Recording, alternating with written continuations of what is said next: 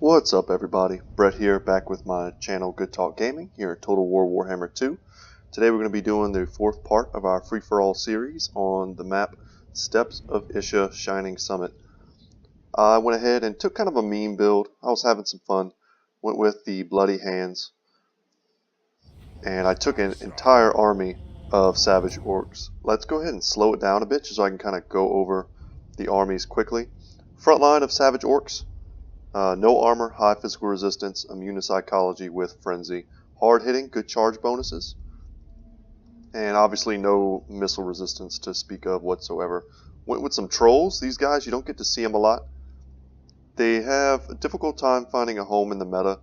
They're high mass and great weapon strength. 100 weapon strength with armor piercing is quite good.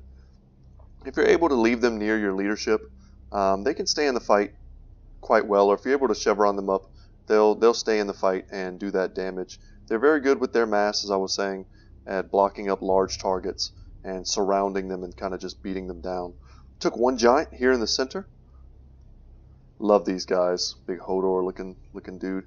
And you take them, excellent at killing infantry. They cause terror, which is relevant against some of the units that have been fielded. Unfortunately, other people are doing meme builds, so we're going to get to that in a second. Took one unit of the Savage Orc Boar Boy Biggins. It's a mouthful, but they are super heavy armor piercing, great charge bonus, and they're just really scary orc cav with their physical resistance. They're dual wielded swords. They get in there and they just chew up armored units. So you can charge them in and pull them out, and that's where they're most effective. I also didn't want to be without missile units, so I took 3 Savage Orc Error Boys, and these guys are great because as far as combat effectiveness goes, their stat line is very similar to the Savage Orc frontline units that I have here, the basic melee versions. So if enemies end up getting in your back line and trying to shut them down, they'll do a good job of beating back any kind of skirmishers or hounds or any kind of weak units like that. And here we go, the dancing orc himself, the Great Green Prophet. He is Wurzak, and I took for him only some of his more basic abilities. I took Brainbuster to give myself a cheaper magical option, and the explosion from this doesn't ever seem to do a lot of damage, only to really bunched up infantry. But what that's going to proc is his, let's see, looking for that for you guys, the Bonewood Staff. So that's going to increase melee attack and charge bonus map wide. So I'm going to look to cast as I charge in, giving all of my units that bonus. Also took, let's see here, perhaps his most important ability, the Effigy of the Git. Causes damage, keeps a unit from moving, and when you use that to pin an enemy in place, excellent combo with this spell here, the Foot of Gork, and you'll probably see that whether I'm looking at it directly or not. A giant, godly representative of Gork comes down and just steps on the enemy. It looks pretty sweet. Also took Squiggly Beast to give him increased magic regen, as well as the Wa, which is pretty much standard now on all Orc Lords. And with that, plus his spell casting, the charge bonus on these guys is going to be absurd. It's going to be in the 70s region. So when they hit that front line, if I do it correctly, they're going to do just fine. And I also have 2 units. See, they're mixed in here pretty well. Let's see if I can find them. Savage Orc Biggins. So they're like the standard version, but these do have more armor piercing and are better versus large targets. And they just look way cooler. Okay, so let's go over to the Lizardman army that I'm going to be directly fighting against. He took a very well-rounded army, and this is Richie, a guy from the other games. His lord is a standard Saurus Old Blood on a Carnosaur, a great choice, much cheaper than, let's say, a Krokgar, and by cutting down a lot of the abilities, you're able to go wider, which is certainly what he did. He was able to field a Bastillodon with the Revivification Crystal, another mouthful, and this provides healing and resurrection. They've nerfed this a few times, increased its cooldown, and lowered its charges, I believe, but it's still very effective even just as a monstrous unit. A unit of temple guards here. For those of you who've never seen them before, let me go ahead and zoom in on them.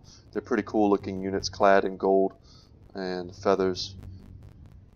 Pretty intense. Some skink cohorts. They are chevroned a bit. That should help them stay in the fight a bit better. Some standard Saurus warriors with their clubs and shields. Nice choices. Some javelins here, skink javelins. They will throw poison dealing ammunition. They only have 3. So they're not true ranged units, but they can skirmish a bit before getting into melee.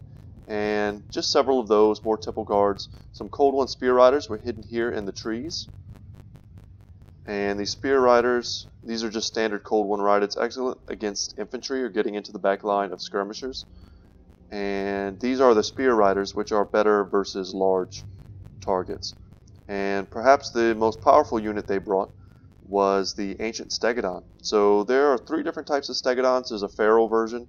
There's a regular Stegodon that does have a ballista mounted on its back with pretty great range. And then there's the much more expensive Ancient Stegodon, which has increased stats. It has a kind of a Gatling gun effect. If you're familiar with a Gatling gun, it shoots tons of projectiles quickly. Its missile damage is huge, 699, and its armor piercing. Yeah, and just its melee stats themselves are intimidating, but the range is only 115. So you can either park it behind your front lines and let it shoot over the top and do damage with its ranged ability, which is fine because it does do a lot of damage, especially against my Savage Orcs. Or you can run it straight in with its huge 140 armor, and it'll do a lot of damage that way as well. The Tomb King player, Zoroastra, who you maybe recognize from our last cast, he went with another sort of meme build, which luckily for him he decided to take up going against the dwarves, because I think I would have crushed this army here. But very cheesy, but this is a free-for-all, so that's kind of okay. Lots of Ushabti. Let's see how many units in total. 1, 2, 3, 4, 5. So it looks like 5, unless I'm missing one. And then 1, 2, 3, 4, 5 Necrotechs. Stripped down. Let's see here. Some of them have the armor buff, and all of them I would assume have restore. So the idea is you run these guys in as kind of a meat grinder unit, heavy armor piercing, and then kind of as soon as they get into the fight, you start popping restores on them, and they're going to stay topped off with all their unit models intact, and they're just going to get to killing. Now, Grand Hierophant Katep on foot. Interesting choice. I'm not sure what the reasoning behind this was. Maybe he just wanted a cheap spellcaster. Yeah, I don't know exactly why Katep as opposed to perhaps another lord, but I think he is the cheapest lord spellcaster unit, so that might have been the rationale there. And putting him on foot does save quite a bit of gold. And lots of skeleton chariots, which, if you know anything about this game, you know that chariots crush dwarves. And the dwarves took up this corner position here. It's going to be Captain Titus. I think he messaged me just a second ago, and looking to play some more games, which I am all about. And he went with the dwarves. Dwarves, personally, my favorite faction in the game. He took a Rune Lord on his anvil.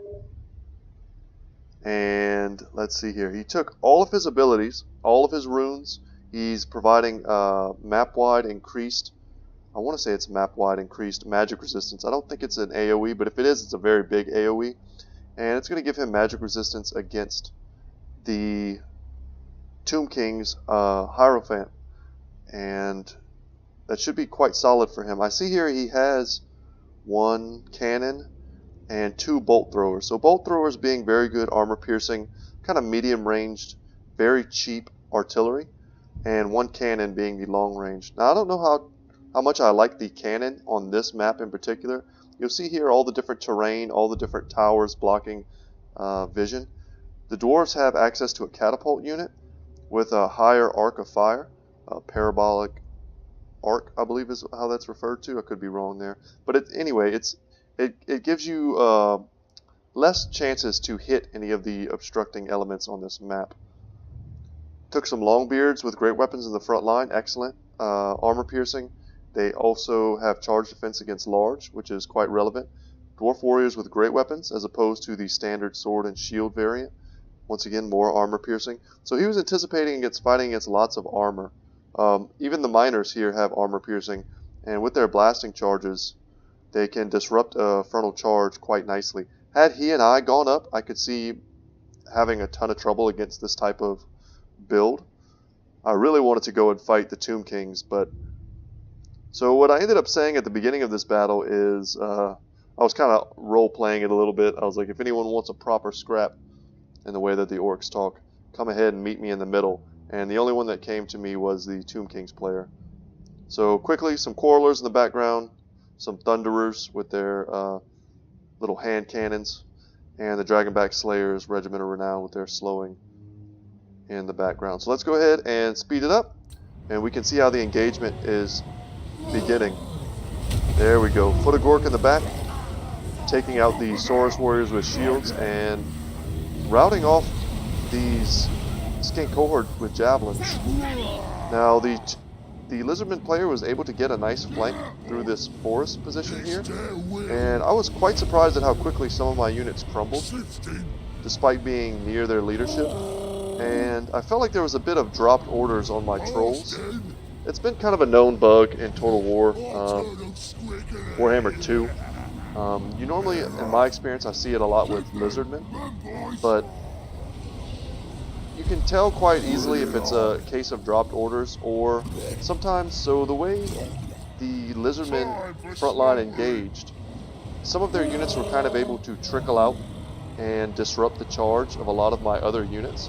And because of that, the Savage Orcs just stood there instead of engaging in melee the way they were supposed to. And I know it's dropped orders as opposed to, let's say, my failure to micro. And believe me, sometimes I do fail to micro. Just like I was failing to see these Cold One Riders early on. They get into the back line, but they're able to fight them off a bit. But I know it... Here we go, another Foot of Gork. But I know it's dropped orders because I keep my units in hot groups and I lock them. So unless I think that I need to change up how my front line engages, all I have to do is click once and all of my units should engage in melee. And that goes for my front line, my secondary line. It's the same thing. So if one of my units engages in melee and the other two don't, it's pure dropped orders. They should have been charged in from the beginning. So I missed out on some good DPS from my trolls, which is unfortunate. But this Ancient Stegodon is just a terror for my units. It's not something I can deal with easily, except with the trolls or the biggins. But they're going to have a tough time. Unfortunately, he gave me 3 targets that I needed that heavy armor piercing damage for. And I tried to split it as well as I could, using trolls to pin them down and trying to use my biggins to take them out. Ended up having to use one of my effigies there just to protect Wurzag, get him away from these Temple Guard, and get him into my Savage Orcs. So as you can probably tell here, things are not going well for me. So I'm going to spare you guys watching my giant play Last Man Standing. And I really was interested in how this fight evolved here. I wasn't able to see it. Now, one of the downsides to this build, if you ever play Tomb Kings, you know that their special racial ability is Realm of Souls, and that's triggered by their own units dying. And as it goes from tier 1 to tier 2 to tier 3, they get passive healing, and then once it hits tier 3, you get a free summon of Ushabti units, so these units here, and you can place them anywhere on the battlefield. So they're excellent at dropping behind artillery crews and then tearing them up. But with such low model counts on all of these units and this many hero units, he might not even proc a single Realm of Souls, which would be unfortunate because it's one of the stronger racial passives in the game. But these Ushabti are tearing up the dwarves. The front line of Longbeards with great weapons, plus a Rune Lord, should be able to hold quite well. He was perhaps a bit late in engaging him. And unfortunately, all of the cannons, all of the range units are compromised. The Quarrelers here, the Thunderers here, the line of sight is a bit off, and you can see that's why they're almost certainly why they're not firing. A nice sandstorm in the middle here. Oh my gosh, it's going to do so much damage, despite the dwarves having a lot of magic resistance. And it didn't do as much damage. So right now, if I was able to click on them, let's see, they have 40% magic resistance. That is just absurd. So Grand Hierophant Kateb is definitely getting neutered in this fight, and his effectiveness to deal with these blobs. The Necrotechs are anti-infantry, so they're going to do fine against the dwarves. And hopefully that's Zoroaster. Hopefully he's spam casting his restores as much as he can. I want to say you get 3 charges of that, and hopefully he's using that to keep his Ushabti from crumbling and staying in the fight. You'll see there it procs on these here, and I would expect to see big kills across the line. Yeah, they're crumbling this front line. I can just be quiet here for a second and let you watch the animations because they're pretty beautiful. See if they get a point blank shot.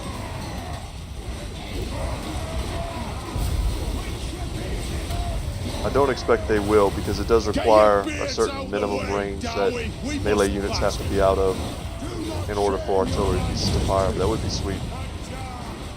Hierophant Katep is getting in on the fighting. And I would expect the Rune Lord, with all of his buffs, Master Rune of Oath and Steel going off, giving these Longbeards 160 armor. So they have 20 more armor than, let's say, the Ancient Stegodon, or even the Bastillodon Revivification Crystal. So the Lizardman player here, Richie, he did a great job of chasing down my routing units. So I wasn't able to rally very much. Once that initial charge went off, it was kind of an all-in charge. And perhaps because of the placement of my engagement, it might have been better for me to let the Lizardmen kind of out of that central area and given myself a larger concave from which to engage. But it was a very all-in charge, and there's Wurzag going off the field bleeding. Still has 500 HP. I wish he would had the possibility to rally, but he did not. And then he's doing a good job of chasing down my units, so I can't pull them together and rally. But I am able to get some trolls back together, as well as a couple units of savage orcs. And I'm going to stay in the fight, partially because I want to see what happens, of course, and also because it's not over till it's over. There's no way I can win this battle, but I might be able to have some kind of impact on who wins.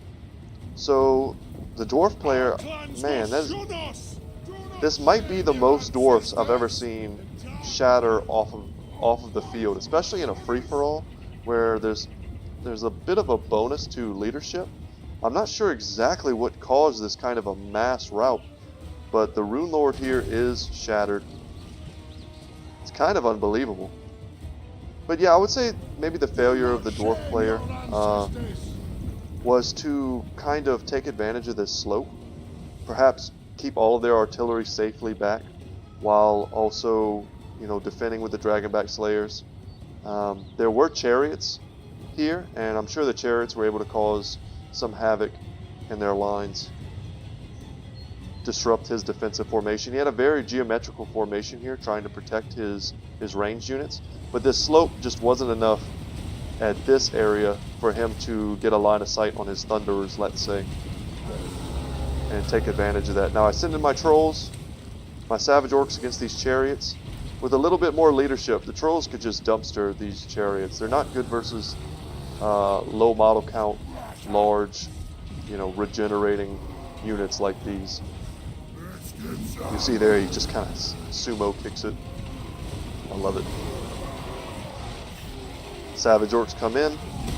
The chariots don't really get their charge off because the trolls are kind of in there blocking it. Even one model or 2 models of trolls, they're gonna take that charge for the savage orcs, and they rout basically just because their friends are routing, and that's kind of how troll leadership works. So this should be fun here. Some Ushabti, and you see there they get their swords out. Looks pretty sweet. Awesome Carnosaur charge. And we can slow-mo this a little bit. I've been talking to Captain Titus kind of behind the scenes, and he gave me some good constructive criticism. And that's just to slow it down every now and then, let you guys take a look at the charges, the animations. And I think that was pretty solid constructive criticism. If you see anything about my commentating or, my camera play, let me go ahead and remove that as well. Feel free to leave a comment down below, and I will certainly take your constructive criticism into account the next time I do record one of these videos. There's so much going on in these games, and I've seen it all. I've got, at this point, maybe 1,600 hours in this game. So it's easy once you play a game that much to kind of take for granted the beauty behind the models and the animations. And what I want to do is see my own battles and casts from the perspective of someone who's never seen any of this before. And that's why I try to explain things in depth.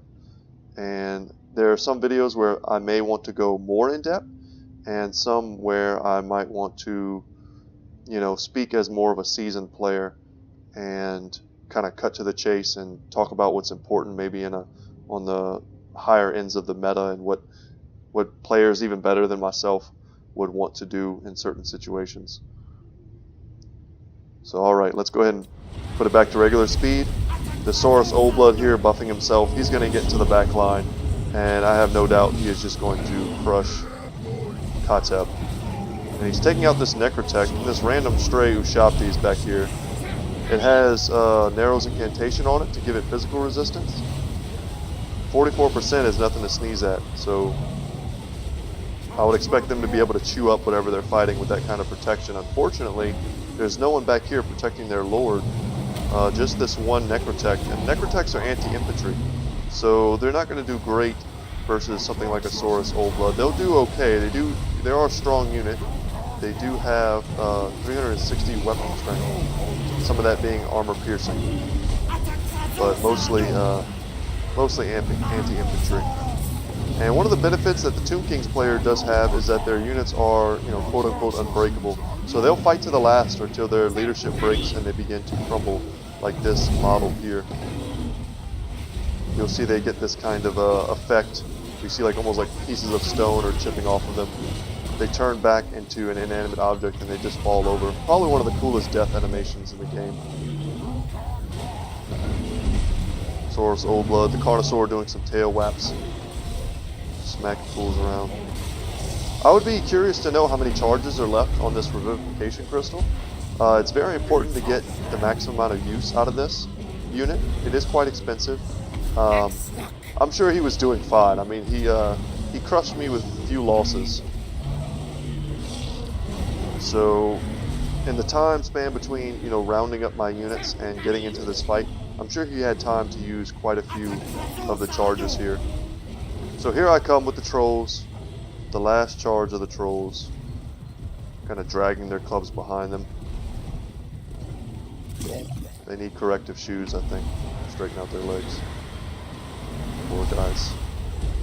And I'm going to try and help out the Tomb Kings player by getting my trolls onto this Bastillodon, but it's just, it's too little too late.